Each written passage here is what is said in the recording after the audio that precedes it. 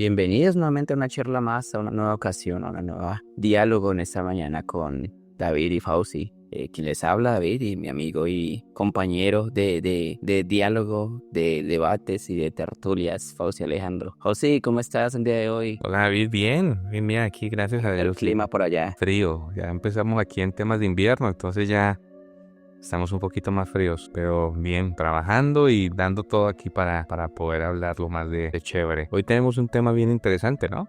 De hecho, ese tema surgió a causa de que en los últimos meses, de hecho, de un año para acá, esta nación ha sido objeto de noticias, ha sido objeto nuevamente de acalorados debates, controversias por todo lo que está sucediendo, y es que estamos hablando de la nación de Israel, por todo el tema que está pasando con Palestina. Y nuevamente ha surgido un tema en común entre judíos ortodoxos, judíos mesiánicos, cristianos, que tiene que ver con el tema del Mesías. Bien sabemos que para los judíos ortodoxos el Mesías aún no ha llegado, y para ellos Jesús, Yeshua, no es el Mesías como lo consideramos los cristianos y los judíos ortodoxos. Entonces, el tema de esta charla es precisamente tocar eso, tocar las profecías que hablaron de ese Mesías venidero y qué tanto esas profecías encajan con la figura de Jesús, porque sí, porque algunas posturas no lo consideran, que se tiene en cuenta, que no se está teniendo en cuenta, etcétera, etcétera. ¿Tú qué opinas acerca de eso, Jauzi? Ok, pues primero tendríamos que definir qué es ser Mesías, o sea, qué es la figura del Mesías para los judíos, porque entendamos que la figura del Mesías no nace con los cristianos, no nace en Roma.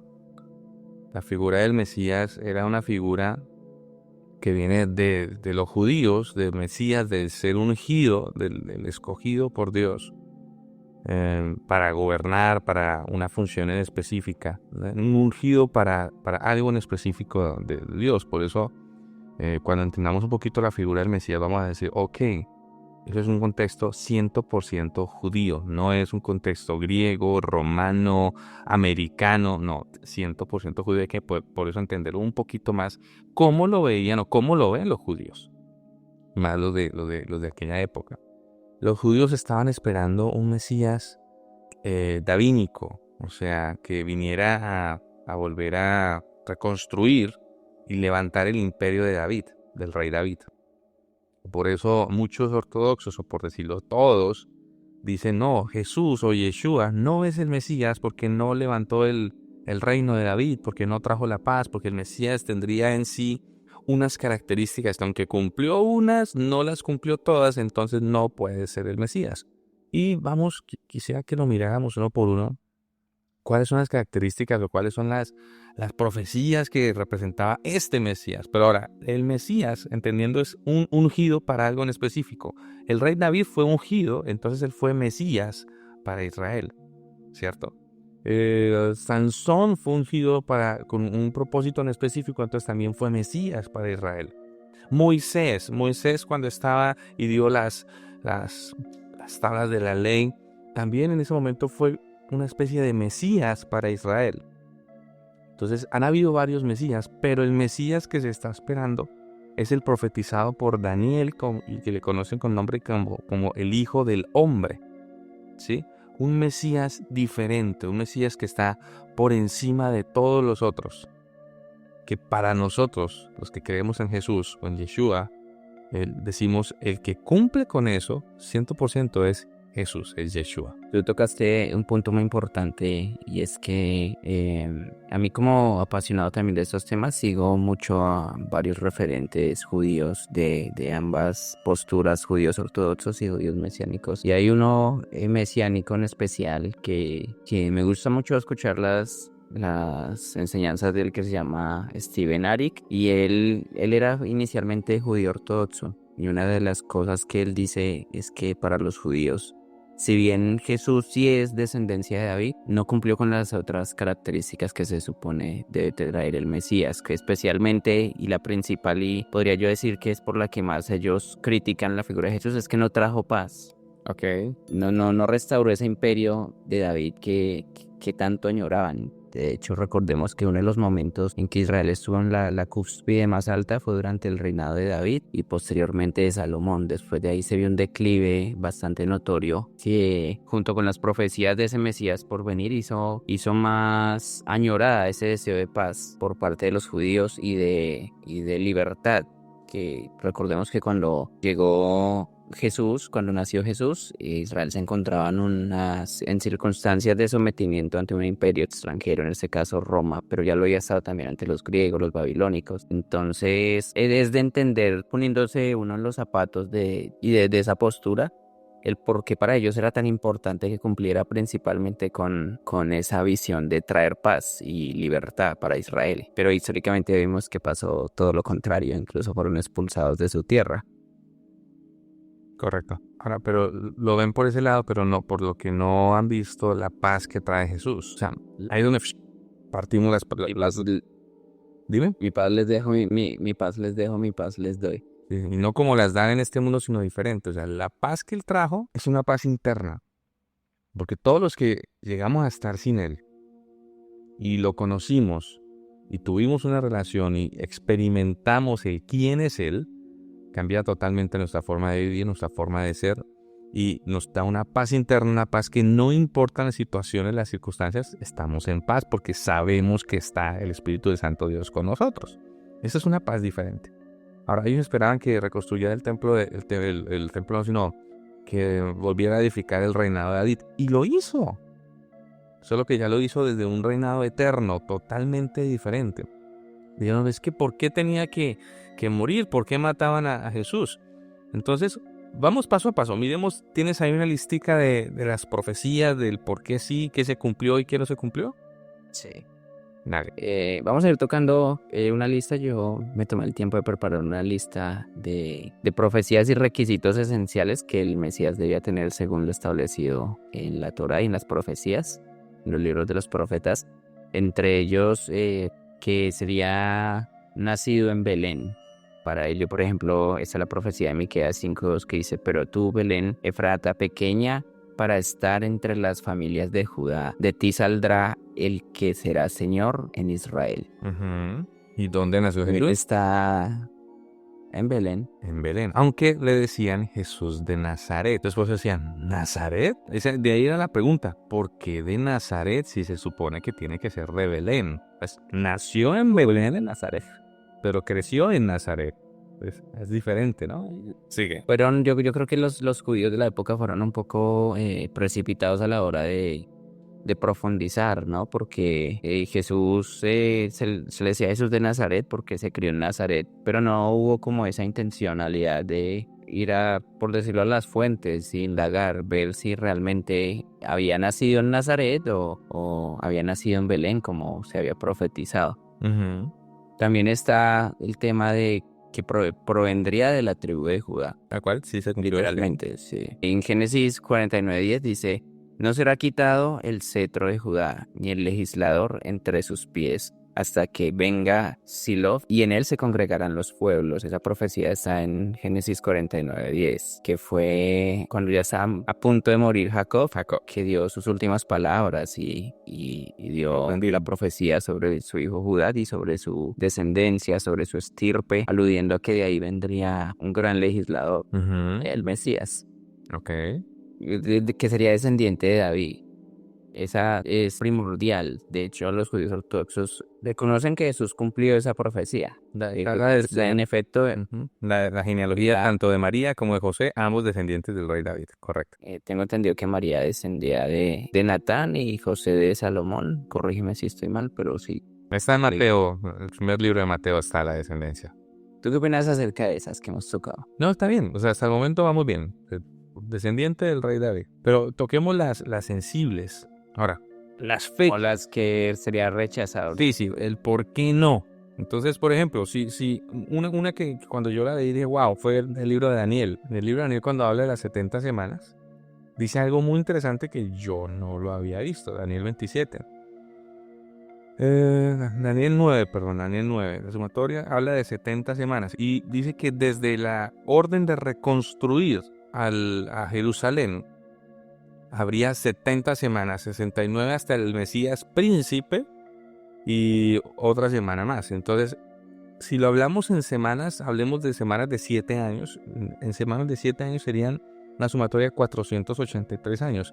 Ahora, desde la orden de reconstruir Jerusalén, que se dio el decreto de Artajerjes en el 453 a.C., se ve en Esdras 7:11, cuando se da la orden de reconstruir Israel. Hasta el bautismo de Jesús, el bautismo por Juan el Bautista, se cumplieron las 69 semanas. O sea, los 483 años a la perfección. Entonces, ok, Sí, o sea, si hablamos de que el profeta Daniel profetizó los tiempos en que tenía que pasar, también profetizó la abominación desoladora, que ya pasó. O sea, todo eso que los judíos dicen, sí, ya pasó. Cuando sacrificaron el cerdo en el templo y todo. desoladora. Sí, eso está en Daniel. Cuando sacrificaron el cerdo en el templo con la guerra de los macabeos y todo eso ya pasó. Ya pasó. Ahora, también estaban las fechas del Mesías príncipe, el cual se cumplía con Jesús. Y lo más interesante, que uno dice, no, pero es que los judíos dicen, no, es que el Mesías tenía que reconstruir la paz, reconstruir el imperio y todo. Pero Daniel nos habla de que darían muerte al Mesías príncipe. Y yo digo, ¿what? El mismo libro de Daniel 9 que me habla de las 70 semanas, me habla de los tiempos del Mesías príncipe, me habla de la muerte del Mesías príncipe. Y yo digo, o sea que estaba clarito que tenía que morir. Por eso Jesús desde su discurso siempre dijo, me acaban de ungir para la sepultura. Todo se fue hecho porque él sabía que su propósito era morir.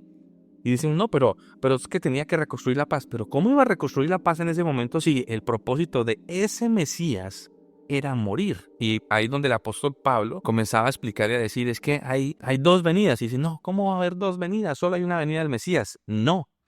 Hay una venida del Mesías, como Mesías, el siervo sufriente, Isaías 53, hombre de dolores, por su llaga fuimos todos curados.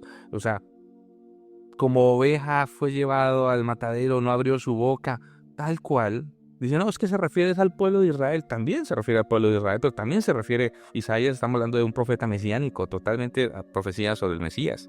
Y esas profecías, tal cual se hizo, se describe totalmente en Jesús. Porque hay dos venidas del Mesías. Está el Mesías, el siervo sufriente que tenía que hacer la voluntad del Dios hasta la muerte, lo cual se cumplió en Jesús totalmente.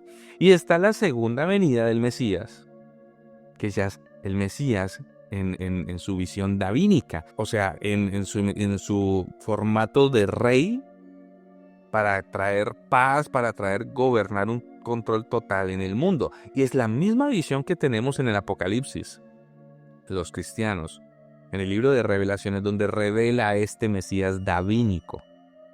Solo que los judíos no lo han visto o se niegan a verlo. Si entendemos que hay dos venidas, una como siervo sufriente, hombre de dolores que tenía que morir, tal cual también como lo dijo Daniel, que tenía que morir el Mesías príncipe, entendemos el porqué la muerte de Cristo y el por qué fue como tenía que ser. Y entendemos que ya viene otra posterior, como el davínico, que es el que estuvieron esperando o el que están esperando ahorita los judíos. Y cuando llegue, porque tiene que llegar, todos los judíos van a abrir sus ojos y a decir, este es el Mesías, definitivamente es el Mesías. Por eso dice que todo Israel creerá, todo Israel será salvo. Van a reconocer a su Mesías cuando lo vean. Un análisis que es bastante importante y yo lo mencioné previamente es que los judíos desde no solo los últimos 2000 años, sino incluso desde 600, 500 años antes del nacimiento de Jesús, vivieron muchos periodos de persecución, diáspora y muchas circunstancias en las que vieron sus ciudades arrasadas, muchos terminaron en cautiverio. Entonces, eso pudiera darnos como luz un poco para adentrarse en la mente de un judío. Sabemos que los judíos, por ejemplo, son una nación de personas muy unidas y muy patrióticas. O sea, me impresiona tanto que aman tanto su nación que cuando hay guerra, los judíos de todo el mundo se juntan, sino para ir y estar dispuestos a pelear por su nación, enviar provisiones, y eso en ellos hay un nacionalismo muy fuerte.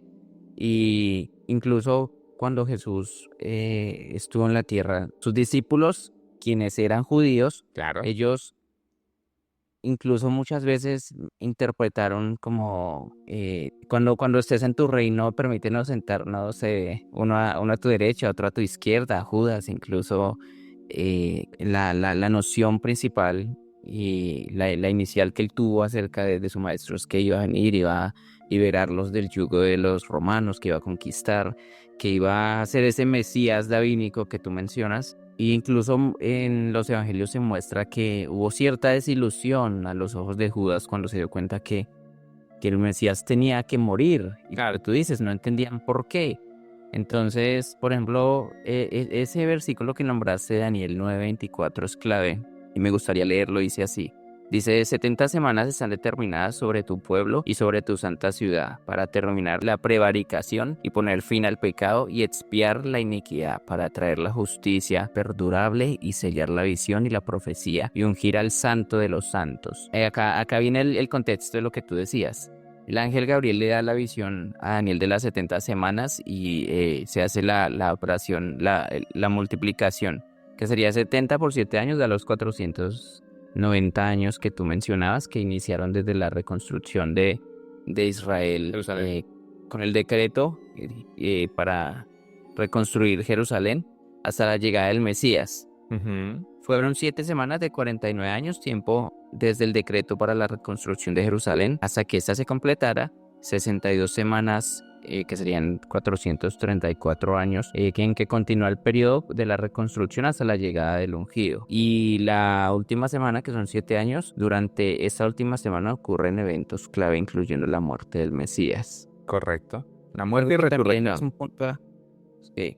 Algo que también considero que es un punto clave de todo este asunto es que siento que este tema con Jesús y su mesiandad también nos mete un poco en un predicamento, porque los judíos fueron perseguidos por muchos años en nombre de ese Mesías.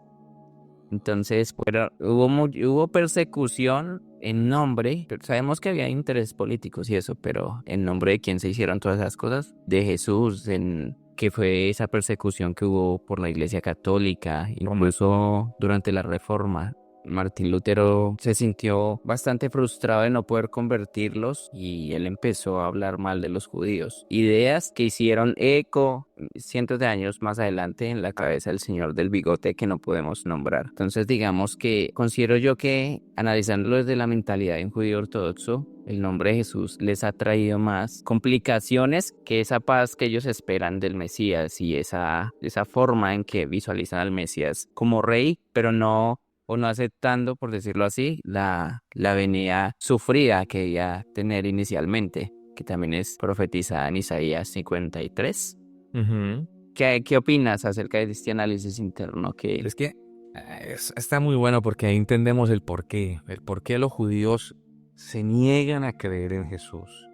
Y es que no pueden creer en un Jesús del cual ha predicado una iglesia romana, una iglesia pagana, una iglesia llena de idolatría, donde gracias a ese nombre que ellos cogieron y dijeron, ok, vamos a perseguir, y persiguieron a todas las naciones con sus famosas cruzadas y evangelismos, y el evangelismo de ellos era ir o te conviertes o te mato, o sea, cosas así. ¿Cómo van a creer en Jesús cuando los reyes católicos de España, los de Portugal, expulsaron a los judíos porque no se volvían al catolicismo o al cristianismo católico? Entendamos que es diferente que la fe en Cristo al catolicismo. Eso es una cosa totalmente diferente y vamos a hacer otro video del tema. El cristianismo no nace con la iglesia católica. La iglesia católica es la iglesia que nace 300 años después con el Imperio Romano. Por eso es una iglesia apostólica y romana. Esa iglesia es romana, no es cristiana. No tiene nada que ver con el origen judío, hebreo de Jesús o de Yeshua. Su nombre era Yeshua. Yeshua, hijo de José. Yeshua ben Yeshua. Joshua. Entonces, totalmente diferente la visión, la historia. Solo que ellos cogieron las espadas y comenzaron a evangelizar con espada en una fe que era totalmente política. Por eso es romana, es diferente. Obviamente el judío dice, no, ¿cómo voy a creer en estos que nos han perseguido, que nos han matado, en este tal Jesús? Y si tú lees Apocalipsis habló que eso iba a pasar. En Apocalipsis habla de la bestia que sale del mar, del falso profeta, de cómo cogían y el nombre que hablaba, la imagen que hablaba, blasfemias de una iglesia, hablaba prácticamente de una institución política y religiosa que cogería y se haría pasar por el Mesías y tomaría el nombre del Mesías. Incluso decía que le cambiaría el nombre, y tal cual le cambiaron el nombre de Yeshua, le pusieron Jesús, y que con eso traería persecución total en contra de Israel, tal cual como lo hizo la Iglesia Católica, o la Iglesia Cristiana, Católica y Romana, que es totalmente diferente. Nos muestran a un Jesús débil, nos muestran a un Jesús débil, nos muestran a una iglesia totalmente llena de idolatría, nos muestran y nos dividen a Dios mejor dicho, no tiene nada que ver con el judaísmo, lo cual es imposible, porque el Yeshua o el Jesús en el cual nosotros creemos, primero era judío. Segundo, predicó sobre el Dios de Israel, el Dios de Abraham, Isaac y Jacob. Tercero, habló de la ley de la Torá, o sea, totalmente de acuerdo con el judaísmo, porque era judío. Él no predicó de Roma, él nunca habló que él era romano ni cosas así. Entonces, por eso el judío dice, no, ¿cómo voy a creer en ese? El judío no puede creer en Jesús, en Jesucristo, pero sí podría creer en Yeshua, porque el Yeshua es la visión judía, 100% judía de Jesús. ¿Consideras que esa negación de muchos judíos ortodoxos para creer en Jesús como el Mesías radica en cierto rechazo a lo que representa? Claro, a la iglesia romana que lo que les tomó su nombre. Obviamente, o sea, ven tú, toma el nombre de por ejemplo, no sé, hablemos de un personaje histórico, de Simón Bolívar, no, más histórico, Simón Bolívar es muy colombiano, de Cristóbal Colón, listo, el que descubrió América. Entonces cogemos el nombre de Cristóbal Colón y se crea una institución, imagínate una institución que persiga a muerte a todos los indígenas americanos, hasta el punto de casi exterminarlos, en nombre de Cristóbal Colón. Obviamente, si tú ves eso, hablan de Cristóbal Colón y escupen. Y el tipo simplemente descubrió América, el tipo no persiguió, ¿me entiendes? Pero cogieron su nombre para hacer estragos. Tal cual así pasó con Jesús. Jesús nunca habló de perseguir a Israel, de matar judíos. Al contrario, él era judío. Él dijo, vayan primero por las ovejas perdidas de la casa de Israel. No le dijo, vayan por los romanos y creen un imperio en Roma. Eso lo hicieron 300 años después. Nuestro querido emperador Constantino, al querer unificar. Si vemos la historia, los primeros 3 siglos antes de aparecer Constantino, los cristianos o los mesiánicos, los que creían en el Mesías de Israel, tanto gentiles como judíos, porque mucho gentil creía en el Mesías de Israel y quiso hacerse parte de Israel por medio de su Mesías, todos fueron muertos, exterminados, perseguidos por Roma, igual como siempre ha pasado con Israel. Israel siempre lo han perseguido. ¿Por qué? Porque obviamente en él está la luz del mundo, que es la ley que está, de ahí viene la luz que es la presentación de Dios para el mundo, tal cual como lo dice la profecía, que de Israel saldría la ley para todas las naciones y que por medio de Israel se revelaría Dios para el mundo, tal cual así pasó y así es. De ellos viene la ley que Dios dio a través de Moisés. Y de ellos se reveló la luz, que es Yeshua, el Hijo del Hombre, que salió de ellos para el mundo. Hoy en día, por medio del conocimiento que tenemos, podemos decir, ok, tal cual Israel es un punto supremamente importante, entendiendo que mi rey, mi Señor, es judío. Entonces yo no puedo odiar a los judíos si yo digo creer que mi rey es judío. Cosa que no pasa con esta iglesia romana, que persiguió a los judíos hasta la muerte. Igual aquel hombre del bigote que me dices, que no tenía nada que ver. O sea, yo estoy seguro que ellos, ¿cómo vas tú a creer en tu Mesías o en tu rey judío si no amas a los judíos? Eso es absurdo. Para mí me parece. Correcto, sí. Y mira que hay un punto en específico en la historia que yo creo que es importante que lo mencionemos, que es lo que sucedió en el año 70 después de Cristo, porque recordemos que en ese punto sucedió algo que considero yo que terminó de romper o fragmentar la relación que había entre judíos y cristianos, quienes inicialmente eran un mismo pueblo, se congregaban juntos en la sinagoga, mantenían su sistema ritual de adoración, que fue en el año 70 cuando hubo esa guerra entre Judea y Roma, que los judíos entraron en esta guerra contra Roma y solicitaron la ayuda de los cristianos. Y hay un suceso en particular que rompió las relaciones entre judíos y cristianos. Cuéntame tú qué sabes al respecto.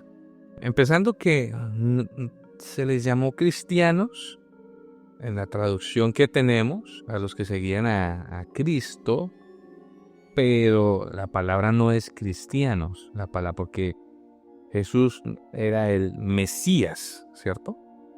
Entonces eran los mesiánicos, los seguidores del Mesías. Ok.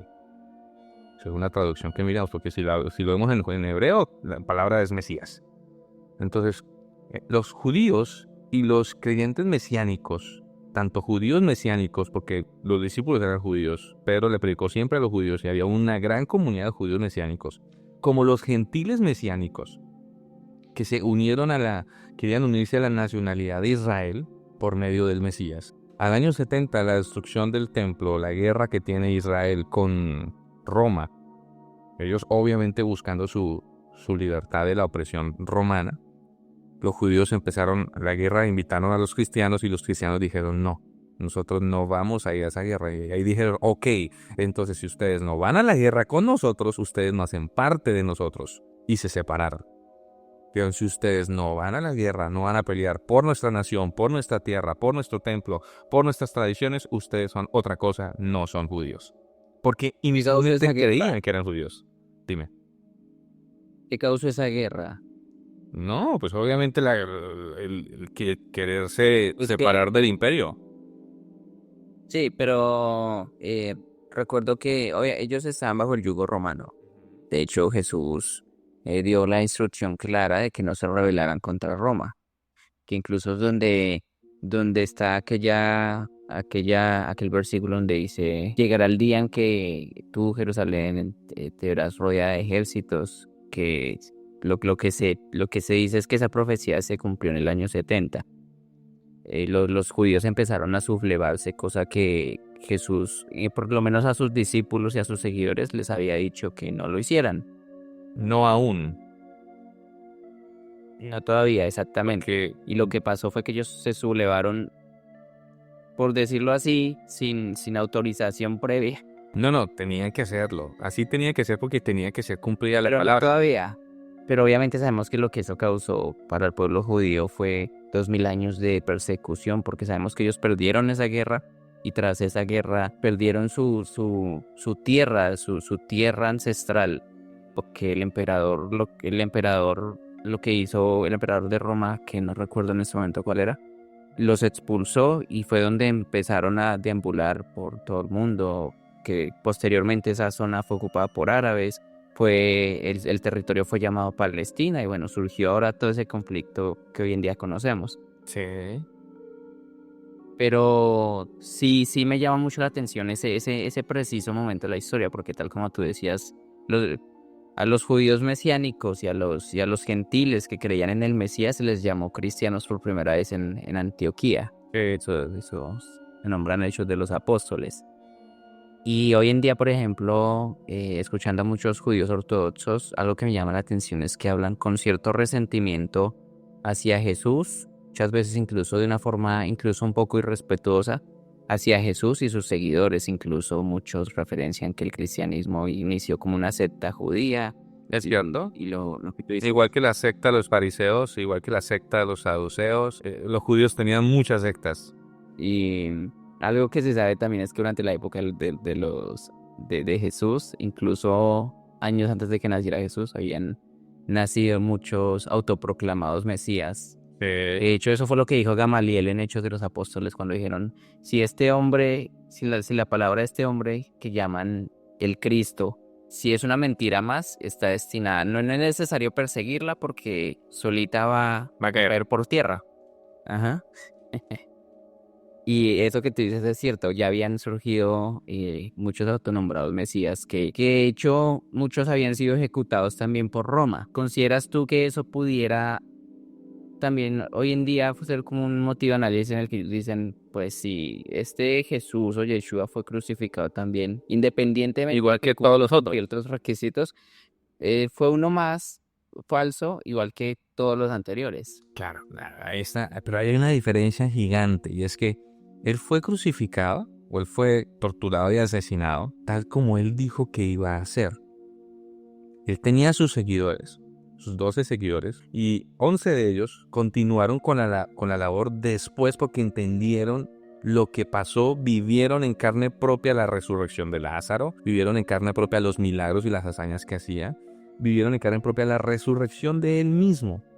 Y posterior a eso, siguieron apareciendo situaciones donde aquel Yeshua que había muerto y resucitado, siguió manifestándose a muchos otros, como por ejemplo como pasó con Saulo de Tarso, Saúl Hatasí, lo que los cristianos conocemos como Pablo, pero el nombre era Saulo de Tarso. A él se le presentó aquel Yeshua y cambió totalmente su forma de verlo. Digo, ok, de ser perseguidor de la iglesia ahora pasó a ser parte de la iglesia. Y dice, no, es que Saulo no pudo casarse y no pudo, sacan una historia ahí de un amorío supuesto de Pablo, para decir que por eso se metió en el cristianismo. Y yo le dije, ok, o sea, una persona reconocida, una persona con familia adinerada, una persona con cierto, no iba a entregar su vida hasta la muerte por una mentira. Los discípulos entregaron su vida hasta la muerte con una persecución absurda por una mentira. Los judíos no van a ser fieles hasta la muerte a su judaísmo si el judaísmo fuera una mentira.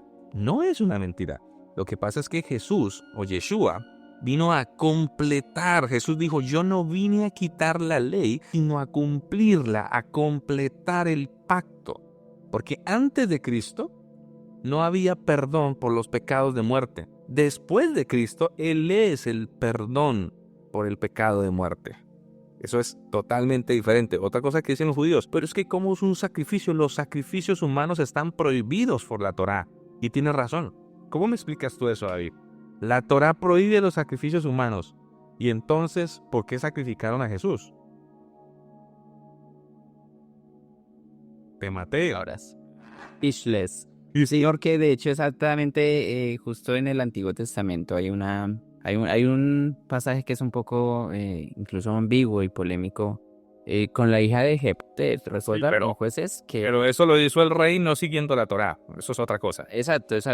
Sí, pero de hecho incluso lo que se teoriza es que ellos aún así no iban a... Porque recordemos que no estaba solo Jefté como juez, estaban también los sacerdotes y todo el sistema del sacerdocio que no iba a aceptar un sacrificio humano en el Pero- tabernáculo.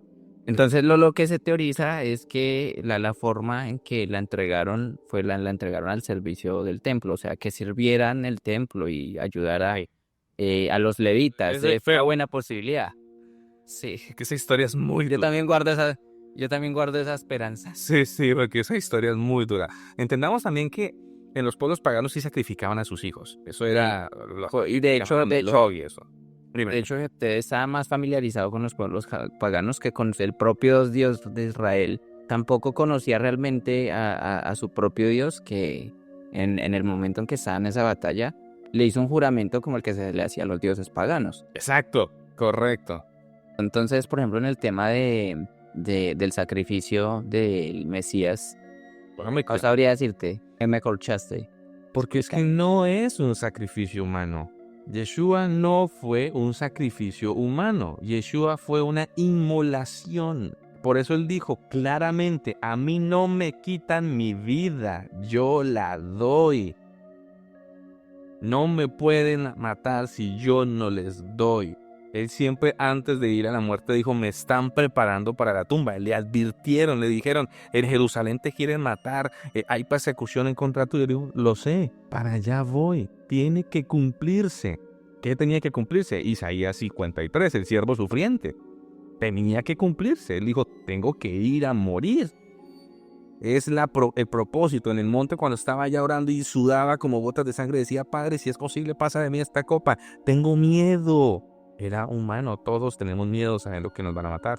Pero dijo, pero hágase tu voluntad. Mire ese Yeshua tan impresionante que hacía la voluntad del Padre a pesar de que fuera en contra de él. Eso es un judío de verdad.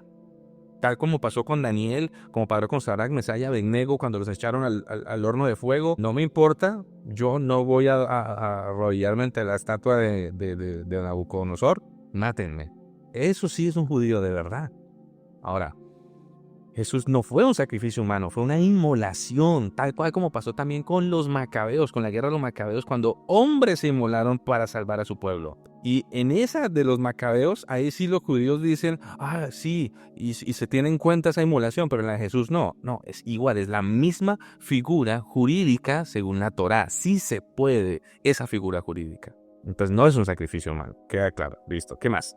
Ok, bueno, antes de continuar con la lista, previamente tú y yo conversamos acerca de que, y de hecho era una pregunta que yo me hacía, porque no es un secreto que los judíos ortodoxos en su mayoría son unos expertos de la ley y son personas que saben la Torá de inicio a fin e incluso desde pequeñitos sí, exacto, desde pequeñitos se les educa para que se la aprendan y la reciten de inicio a fin. De hecho, en Israel hay concursos de Torá. Ok. Pero ¿a qué voy con esto? Que yo me hacía la pregunta porque yo pensaba, soy consciente que un judío ortodoxo puede saber más de la Torá y del contexto, incluso en el idioma original de lo que lo pueda conocer yo. Y me preguntaba, sabiendo tanto, ¿por qué les es tan difícil vincular la imagen del Mesías con las profecías que ellos previamente ya conocen?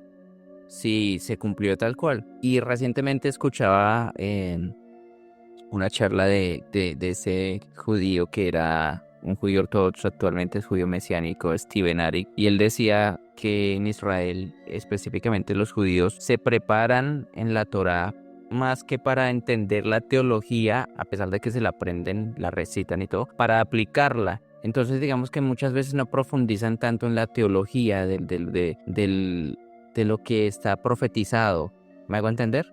O sea, son expertos en aplicarla, recitarla e incluso en enseñarla. Pero hay muchas cosas que no las entienden y no buscan entenderlas específicamente en cuanto al tema teológico hablamos. Entonces, eso es algo que pues a mí me dio luz para entender el por qué a pesar de tanto conocimiento, muchos siguen, por decirlo así, sin ver a Jesús como el Mesías, a Yeshua. No logran enlazarlo y no logran entender incluso que el hecho de que tuviera que morir, el hecho de que fuera ese Mesías sufriente, que aún no fuera la venida que ellos esperaban, la venida triunfal en la que iba a establecer su reinado, a pesar de que hay profecías claras incluso que dicen que iba a ser traicionado por un amigo. Entonces pues eso al igual que a mí, pues yo espero que a las personas que estén escuchando puedan también como tener una noción del por qué, incluso entre los judíos, a pesar de ellos conocer tanto, incluso después de haber leído estos versículos que voy a recitar, que voy a mencionar, no los vinculan con la imagen de Yeshua, que es, por ejemplo, cuando se profetizó que sería rechazado por su pueblo, que está en Isaías 53. Dice: despreciado y desechado entre los hombres, varón de dolores, experimentó el quebranto. También está la que implica la traición de un amigo, que fue hecha en Salmos 41:9, que dice: aún el hombre de mi paz, en quien yo confiaba, el que de mi pan comía, alzó contra mí su calcañar. Entonces, ¿qué opinas de eso? Volvemos a lo mismo. La razón es la misma, la fuente del por qué ellos no pueden tolerar o pensar que Jesús es el Mesías es por lo mismo que estoy diciendo. Porque Jesús para ellos no es el Mesías, porque primero no es Jesús y segundo no es Cristo, es Yeshua y Mesías, Yeshua HaMashiach. Ellos no pueden creer en el Jesús romano que vendió y que estableció la Iglesia Católica Romana. Ellos no pueden creer en eso. Porque el Jesús que ellos colocan es un Jesús que primero no cumple la ley de Moisés, incita a no cumplir la ley de Moisés, habla sin respeto a las autoridades judías, no tiene ningún tipo de nacionalidad ni patriotismo ese Jesús de ellos y genera como un odio hacia los judíos, ese Jesús que ellos predican, el cual está totalmente alejado de lo que fue la realidad o de lo que podemos ver en la realidad. Porque en la realidad Jesús o Yeshua siempre cumplió la ley, siempre habló del cumplimiento de la ley y la importancia de cumplir la ley de Moisés. Yeshua siempre fue con su nacionalismo y patriotismo, solo que Yeshua lo llevó a un tema un poco más espiritual, más hacia arriba, y dijo: la gente carnal piensa en las cosas carnales, los espirituales en las cosas espirituales. Es más, Jesús era tan estricto con la ley, tan estricto, que les decía: ustedes han escuchado, cualquiera que se acuesta con otra mujer ha cometido adulterio. Pero yo les digo, cualquiera que vea con deseo a una mujer que no es su mujer, ya ha adulterado con ella. O sea, él era tan estricto con la ley que lo llevó a otro nivel de cumplimiento. No solo en el cumplimiento de los hechos materiales, del tener la relación sexual, sino en el cumplimiento del tener la mente limpia y clara.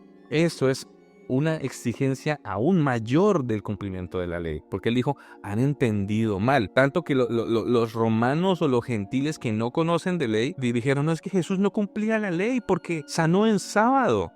O sea, por favor, o sea, el tener un milagro en sábado es porque no se cumplió la ley. No hay nada más absurda. Y en la Biblia que tú tienes y en la Biblia que yo tengo, obviamente que la tradujeron los romanos, nos ponen el título: Jesús transgrede el Shabbat. El título ahí, que no es del original, nos lo ponen como Jesús transgrede el Shabbat. Y uno dice: ¿qué es esta grosería? Cuando Jesús no transgrede el Shabbat. Es más, los judíos actuales, los estudiosos actuales, están de acuerdo que sí está permitido sanar el sábado. Porque si no, entonces, ¿cómo trabajan los doctores en Israel el sábado? Si te enfermas el sábado, te moriste.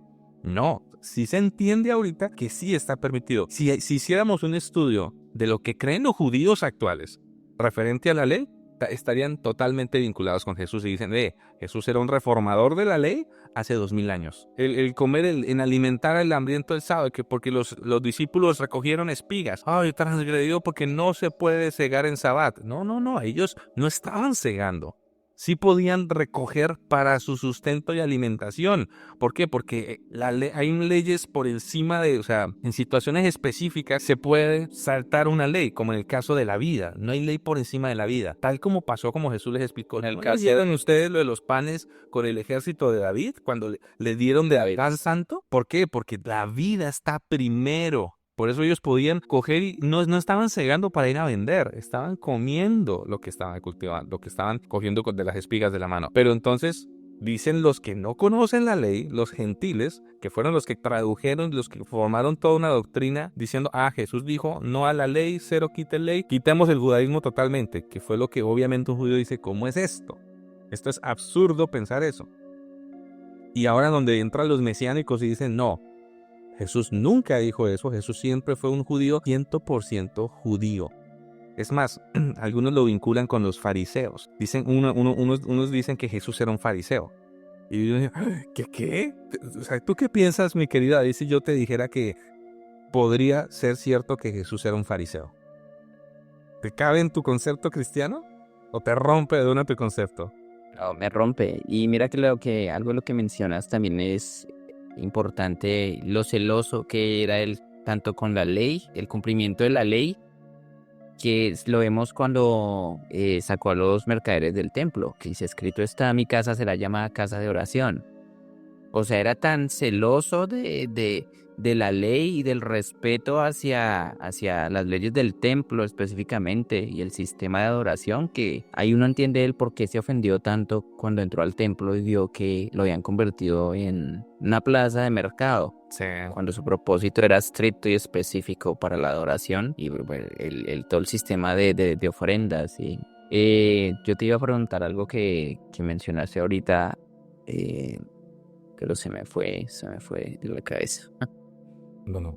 Mientras lo piensas, voy a aclarar un punto. Vaya, respecto al tema del Sabbat, respecto al tema del Sabbat, sí. Lo que tú dices, y fue justo algo lo que yo pensé en ese punto específico en el que David y su ejército estaban casi que muriendo de hambre, que tomaron los panes de la propiciación y se los comieron.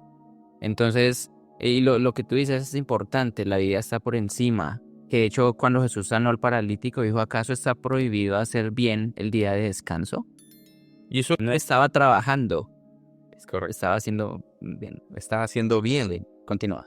Entonces, eso se debe a que se habían vuelto exageradamente estrictos, porque es que toca cumplir, tal como dice, que habían olvidado el propósito de la ley. El propósito de la ley no es para ser esclavos.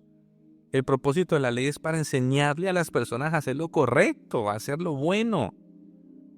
O sea, el propósito de que la ley nos diga que dejará al hombre a su padre y a su madre, se unirá a su mujer y los dos serán una sola carne, Y dice, no a la fornicación o no al adulterio, es para que el hombre tenga un concepto familiar con su papá y con su mamá y sus hijos. Es para generar una protección a la familia. Y le dijeron a Jesús, Jesús, si un hombre se separa, ¿con quién? Si los dos mueren, ¿con quién va a volverse a encontrar? Y Jesús dijo, no, de primeras no le era permitido al hombre separarse. Moisés lo permitió por la dureza de sus corazones, porque ustedes querían separarse o dar carta de repudio a sus esposas. Así bajo una condición muy específica como era el adulterio. Exacto, o sea, pero Jesús date cuenta que pone su oposición y dice, no, el divorcio no, no me vengan con cuentos. O sea, estricto, él era un hombre estricto. Siempre que si hacía un milagro les decía, vete y no peques más. O sea, no sigas contrariando la ley. Cumple la ley. Dice, ok, yo te iba a decir algo frente al tema de los fariseos. Hay una rama del conocimiento por ahí que dicen que Jesús era fariseo, que hacía parte del grupo de los ¿Qué fariseos. se basan para decir eso? Muchas cosas, por ejemplo, cuando tú miras a Juan el Bautista, cuando Juan el Bautista está hablando y le preguntan van un grupo de fariseos y le preguntan a Juan el Bautista, hey, ¿tú quién eres? ¿Eres Elías? ¿Eres el Mesías? ¿El que habíamos de esperar? ¿Quién eres? Y él dice, no, no soy Elías. ¿Eres el profeta? No, no soy el profeta. ¿Eres el Mesías? No, no soy el Mesías. Y dije, entonces, ¿quién eres? Soy una voz que clama en el desierto. Allanad el camino al Señor. Ok. Pero dice, pero de en medio de ustedes, le dice Juan a los fariseos, hay uno del cual no soy digno de desatar los zapatos. Le dijo a los fariseos, de en medio de ustedes. No le dijo al pueblo, de en medio de ustedes el pueblo, no, sino en medio de ustedes fariseos, hay uno. Entonces dice, ¿cómo así? O sea, que dada como que Jesús hacía parte de los fariseos, porque es que era un maestro de la ley. Jesús no era un aparecido que apareció por ahí, ¿no? Jesús tenía 30 años cuando inició su ministerio y posiblemente tenía 30 años y estaba soltero. No era normal que un hombre judío a los 30 años estuviera soltero. Eso no era normal para la época. Ahora, sí era normal que un hombre judío después de los 13 años, 16 años, había decidido continuar sus estudios de Torá. Y al continuar sus estudios de Torá, entraba a una escuela y empezaba y continuaba sus estudios hasta los 30 años. Eso sí era normal. Entonces tiene más sentido que Jesús haya continuado sus estudios de Torá y haya pertenecido a estos grupos de estudio, que pudo ser de los grupos de los fariseos. De lo cual era muy normal. Mira aquí algo. Ahora, a ver, era muy normal cuando miramos los debates. Y es que decimos, es que Jesús les debatía a los fariseos. No hay nada más normal para el judaísmo que el debatir. Los fariseos se sentaban a pelear unos con otros, un fariseo contra otro fariseo. Es que tú dices tal cosa y es que tú dices tal otra. Y no con el ámbito de pelear y generar contienda, sino con el ámbito de decir, venga, ¿cuál es la verdad? ¿A dónde vamos a llegar la verdad? Por eso él se ponía a debatir con ellos y ellos le debatían a él. Un fariseo, un estudioso de la ley, no va a debatir con un cualquiera. Debaten con otros que saben que pueden debatir. Y uno dice, ok, cierro comillas y sigamos. Dile. De hecho, hay un punto importante que, por eso yo insisto mucho en que es importante uno entender el contexto y entender cómo pensaban los judíos de la época, porque hay un versículo del que poco hemos reparado, que es cuando Jesús llama a sus discípulos. O sea, a veces lo leemos y lo pasamos por alto, pero no lo analizamos. ¿Qué es lo que está pasando ahí? Porque ellos vieron un hombre que los llamó y ellos dejaron todo y fueron tras él. Analicémoslo con lógica. Si yo estoy haciendo mi trabajo y me llama un desconocido y ven, sígueme. Yo no voy a dejar mi trabajo por ir a seguirlo, a menos que haya algo que no estamos tomando en cuenta. Que para los judíos el hecho de poder seguir a un rabino y seguir a su maestro, su rabí, era un privilegio. Por eso cuando los llamó ellos, esa es una oportunidad que no podemos desaprovechar. Vamos, dejaron sus redes y le siguieron. O sea, eso nos amplía mucho el panorama de que en pequeñas cosas tan específicas nos muestra la autoridad que tenía Jesús como maestro de la ley.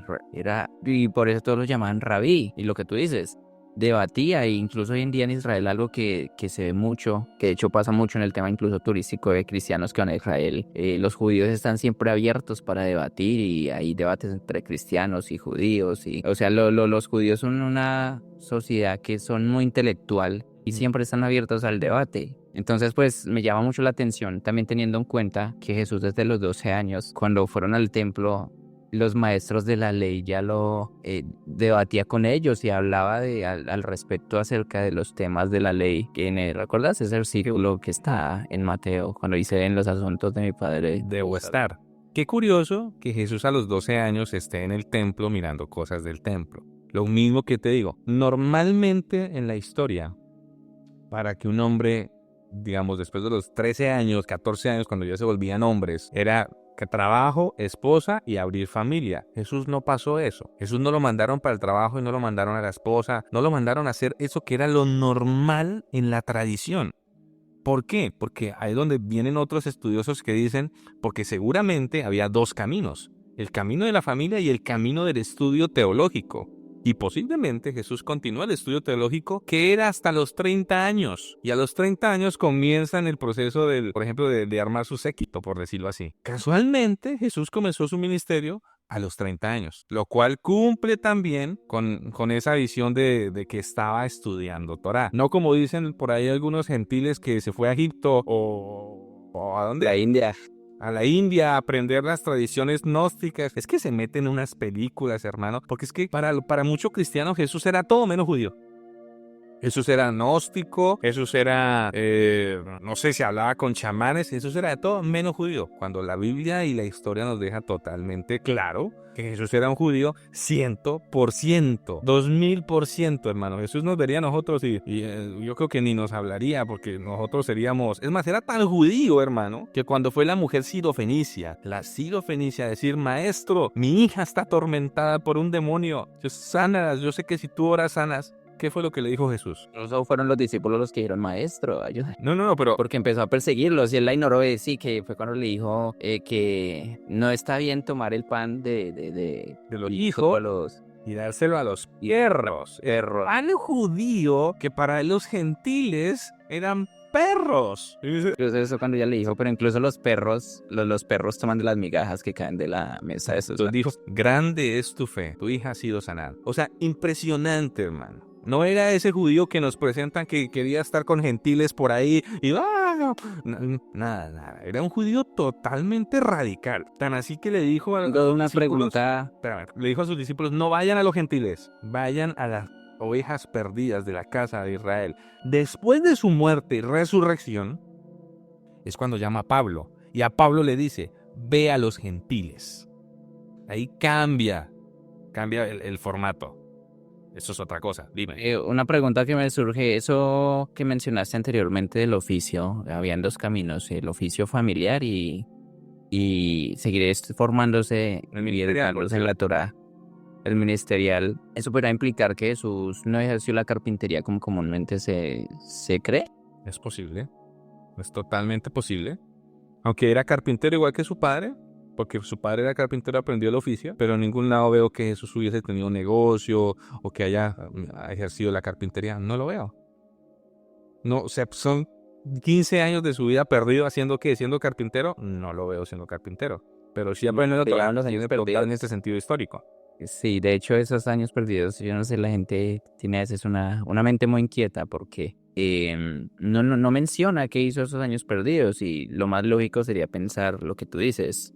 En base a la cultura, al contexto y quién era él, que se dedicó al tema de la formación, de su formación. Pero antes han sacado teorías que se fue a Japón, que se fue a la India, que se formó, teniendo en cuenta que los judíos mismos eran tan celosos de su propio conocimiento que ellos no aceptaban un conocimiento que fuera de afuera, de los gentiles, como para pensar que es que se fue a la India para aprender misticismo y luego volvió para sí. No tiene sentido, porque eso lo dice un gentil, lo dice una persona que no conoce Torá, como los que dicen, oh, Jesús transgredió el sábado cuando sanó el sábado, y lo pusieron ahí en nuestra Biblia, hermano. Está en el título, Jesús transgrede el sábado. Jesús no transgredió el sábado. Nunca habló mal del sábado. Él le daba gracias al Shabbat. Eso, el Shabbat empecé yo a entender el por qué la importancia estando aquí en Estados Unidos, en un país de trabajo. Yo dije, wow, me imagino al pueblo de Israel 230 años esclavo. El Shabbat era una maravilla, hermano. Es necesario. Y dijo, el hombre no fue hecho a causa del Shabbat, sino el Shabbat a causa del hombre. O sea que el Shabbat es bueno para el Beneficio hombre. del hombre. Es bueno para el hombre. Entonces, maravilloso. Él nunca habló mal en contra de la ley de Moisés. Él dijo, ni una coma, es que era tan estricto, ni una coma, ni una tilde de la ley pasarán. Primero se terminan los cielos y la tierra, antes que se termine la ley. Y dijo, no he venido a quitar la ley, sino a cumplirla. Y uno dice, wow. Pero luego vienen las corrientes del pensamiento que dicen, no, Jesús quitó y abolió toda la ley. El antiguo pacto, botémoslo, basura, ya no lo leamos, simplemente leamos el Nuevo Testamento de los Evangelios para adelante. ¿Qué fue lo que hizo la Iglesia romana? La Iglesia romana quiso cortar su nexo completamente con Jerusalén, con Israel, porque tal cual lo dijo Constantino, dijo, vamos a quitar esto para borrarnos de los judíos que son para ellos repudiados. Los judíos para ellos eran otra cosa, eran abominaciones, abominables para ellos, casi como para los egipcios, para los hebreos. Ahora, pero tanto fue así que cambiaron el día de congregación. Por eso los cristianos nos congregamos el domingo, porque los cristianos originarios del primer siglo, segundo siglo y tercer siglo se reunían en Shabbat. Los sábados. Ay, pero la Biblia dice que Pablo estaba predicando el domingo en la noche. Era domingo por la noche cuando Pablo estaba predicando. Sí, pero eso lo dice alguien que no entiende de historia y no entiende de judaísmo. Porque los días para los judíos son diferentes para nosotros. El día de nosotros comienza a las 12 de la noche hasta las 12 de la noche, ¿cierto? O sea, en la mañana de día, ¿hoy qué es? ¿Hoy qué día es? Ya no me acuerdo. Hoy es sábado. Ay, hoy es sábado. Dios mío, estamos grabando en Shabbat. Hoy es sábado. Entonces, sábado en la mañana y en la noche de hoy para nosotros también es sábado. Para los judíos no. El día comienza a las 6 de la tarde. Apenas cae el sol. Cuando cae el sol, comienza el segundo día. Quiere decir que si Pablo estaba predicando, porque dice que se extendió la predicación y siguió predicando el domingo por la noche, quiere decir que estaba predicando desde el sábado en la tarde. ¿Me entiendes? Empezó a predicar por el sábado mediodía. Sábado, llegó a las 6, cayó el sol, empezó domingo, continuó predicando, siguió de largo. Ay, se reunían los domingos. No, se reunían el sábado. Pero fue después con Constantino, que fue, él mismo puso el decreto y dijo, vamos a reunirnos los domingos para enseñar cuál es el verdadero día del Señor. Porque ellos lo cambiaron, ellos quisieron poner su día del Señor, su propia historia. Pero esa es otra historia que tenemos que contar después diciendo, ¿es la iglesia romana la iglesia de Jesús? De hecho, para cerrar, hay un versículo que Jesús dijo, hay un versículo que cita las palabras de Jesús, básicamente donde dice que en aquel día muchos me dirán, Señor, Señor, y no profetizamos en tu nombre echamos fuera demonios, que dice que yo les diré ese día, apartados de mí, hacedores de maldad.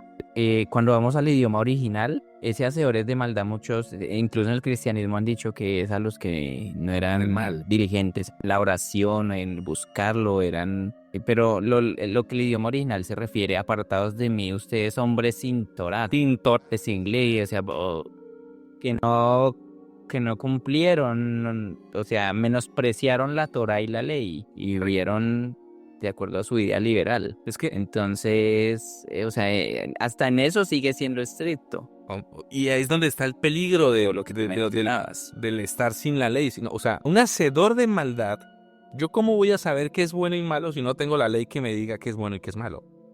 ¿Cómo sé que matar a alguien es malo si no tengo quien me dice no matarás? ¿Cómo sé que adulterar es malo si no tengo quien me dice no adulterarás? Que robar es malo si no robarás. Lo mismo. Pártense de mí, hombres hacedores de maldad. Es hombres sin Torah, hombres sin la ley de Dios en ellos. ¿Cómo yo puedo agradar a Dios si no me sujeto a lo que Él quiere para mí? Señor, es que yo te amo y te quiero obedecer. Y la pregunta que yo le hago a muchos cristianos es ¿en qué? Yo soy cristiano también, claro, ¿no? Pero ¿en qué? ¿Cómo tú obedeces a Dios? Y es donde vienen ahora las nuevas corrientes cristianas, evangélicas, del cristiano actual, que hay que aclarar que es totalmente diferente. El cristiano católico, el de la Iglesia Católica Romana, totalmente diferente a lo que en Latinoamérica conocemos como cristianos o cristiano evangélicos, totalmente diferente. Son cosas, nexos totalmente diferentes. Es más, el mismo presidente de Israel dice, nuestro primer aliado en el mundo son los cristianos evangélicos. ¿Por qué? Porque los cristianos evangélicos, que tristemente sí, claro, salieron de Roma porque tuvieron que salir de ahí, se dieron cuenta que estaba mal. Es más, la misma Biblia lo dice, salgan de Babilonia. Y el mismo apóstol Pedro, los cuales estos romanos dicen que es el primer papa, dijo, saludos desde Babilonia. Entendiendo Pedro que Roma era Babilonia. Babilonia para el judío, Babilonia es lo más sucio que puede haber.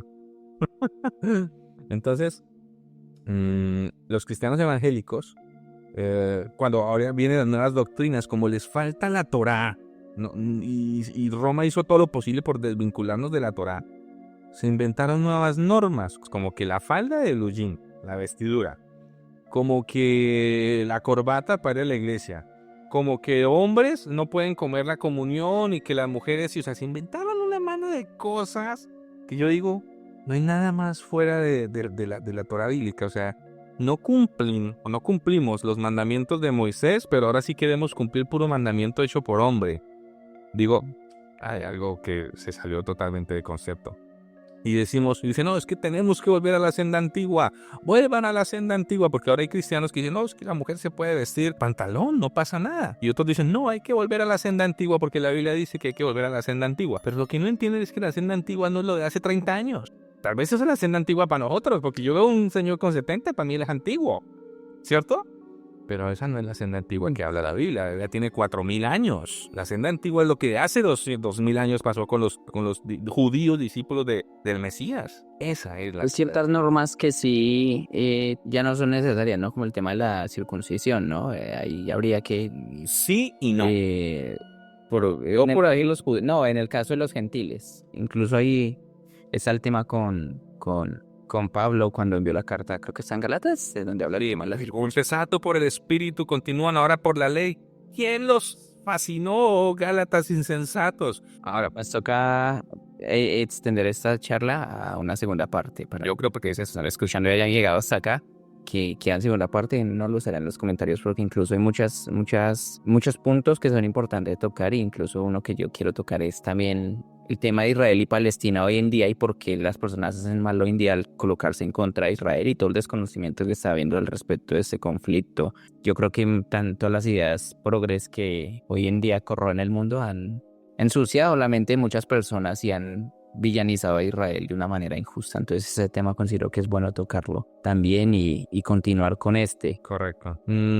Ahora, frente al tema para cerrar, porque pues como tocaste el tema de la circuncisión, te pregunto algo. ¿Conoces los beneficios en salud para una persona circuncidada? En temas de higiene, sé que, pero no sé. ¿Sabías que un hombre circuncidado casado, su esposa tiene un porcentaje elevadísimo de no tener cáncer uterino solo porque su esposo está circuncidado? ¿Y se debe? ¿Hay algo en el prepucio que...? Eso es un tema de higiene, hermano. O sea, la circuncisión nace con Abraham en épocas barbáricas de un tema de salud obviamente muy difícil. Por eso cuadraban la circuncisión para al 8º día de nacido, porque los bebés sanan muy rápido. Circuncidado, chao. Al 8º día nacido, tal como lo dijo la ley de Moisés. Es un tema de asepsia, que es maravilloso. Ahora, incluso eso se hizo en favor del hombre, ¿no? O sea, no volvemos a lo mismo. Claro, no le mandó quitar un dedo, que le iba a hacer falta y que iba a ser un problema. No, fue algo para ayudar al hombre. La ley se hizo para ayudar al hombre,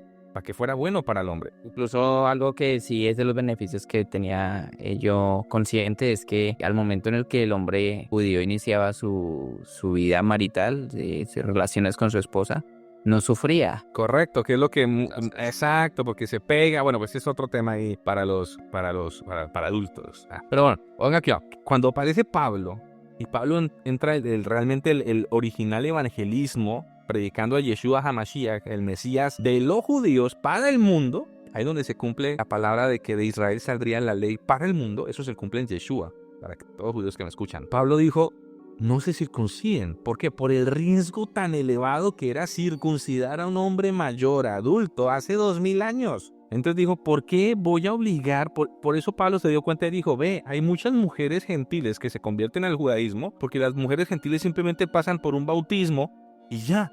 pasan a ser judías. En cambio, los hombres no se convierten sino se quedan como prosélitos de justicia. Que ese también es un término o piadoso, ¿cómo era? Piadosos del Señor, que son términos judíos para describir gentiles que se congregaban en la sinagoga, pero que no pasaban a ser judíos. ¿Por qué? Porque les faltaba la circuncisión. Es muy fácil para un judío de 40, 30 años, 20 años decirle a un adulto, pero circuncídese, cuando usted lo circuncidaron a los 8 años. De hecho, eso fue más un mecanismo de guerra, el circuncidar adultos, que fue lo que vemos en Génesis cuando los hijos de Jacob hicieron que los de Siquén se circuncidaran para luego tomar los débiles y atacarlos. Exacto, pero o sea, el riesgo de la circuncisión era muy alto. Entonces, obvio, ¿cómo tú vas a generar un proceso evangelístico si tienes que circuncidar a todos los hombres? Nadie se va a querer volver seguidor de Jesús si tengo que circuncidarme. Entonces Pablo dijo, no, Cristo no es judío el que circuncida su prepucio, sino el que circuncida su corazón, dejando la mala forma de vivir. Pero actualmente estamos en el siglo XXI, donde la circuncisión es un cero riesgo. Y muchos hombres hacen la circuncisión, muchos no por tema religioso, sino por tema de salud. Entonces digo, ok, entonces ahorita ese tema de la circuncisión no debería ser un tema de debate, porque primero es bueno para el hombre, segundo, no tiene ningún complique médico. Y bueno, aquí en Estados Unidos a la gran mayoría de varones que nacen los circuncidan. ¿Por qué? Porque es lo mejor que puede haber para el hombre. Exacto, y que incluso ya para cerrar, algo que mencionaste respecto al tema de la circuncisión, que de hecho ahorita mi cabeza hace como clic, es que lo que tú dices es el tema de la asepsia es importante. Y yo creo que esa es una de las argumentos a favor de que el Dios de los judíos, el mismo de los cristianos, es el verdadero, porque hace 4000 años incluso les daba leyes y normas que promovían la asepsia, les dio leyes sanitarias, que si nos vamos a otras culturas en el tema de la asepsia y las enfermedades, y incluso hoy en día hay un país en específico en el que las normas de asepsia son nulas y vemos todas las consecuencias que eso conlleva. ¿Qué sabían los judíos hace 4000 años? ¿Quién les dio una ley tan específica respecto a temas de asepsia que hizo que entre ellos nunca, bueno, a menos que fueran castigos de Dios, pero nunca hubo pandemias, nunca hubo epidemias de enfermedades ni entre la sociedad judía por esa asepsia que les había sido, esas leyes de asepsia que les había sido entregadas en la ley? Correcto. Entonces nos damos cuenta como toda la ley es a favor del bienestar del hombre, no para cohibirlo de cosas. Entonces, bueno, yo creo que nos va a tocar hacer una segunda parte porque ya toca charlar. Estamos llenos de segundas partes, mi querido. Oye, me gustan tus aretes. ¿Cuándo te los pusiste? Quería sentirme aquí diva. Bueno. Bueno, un saludo para todos de donde nos escuchen. Déjenos un comentario si llegaron a este punto de la grabación, de dónde nos escuchan. Queremos saludarlos y pues nada, nos vemos la próxima semana por el próximo canal, ¿no? Y a ver si empezamos a hacer las segundas partes prometidas. Tienes razón, nos toca. Pero esa es un buen tema para iniciar con eso. Entonces, Fauci, como siempre, un gusto haberte tenido aquí, conversar contigo, tocar estos temas y los que nos faltan. Envío un fuerte abrazo aquí desde Colombia hasta Tampa, Florida, y seguimos charlándonos. Un saludo para todos. Chao para todos.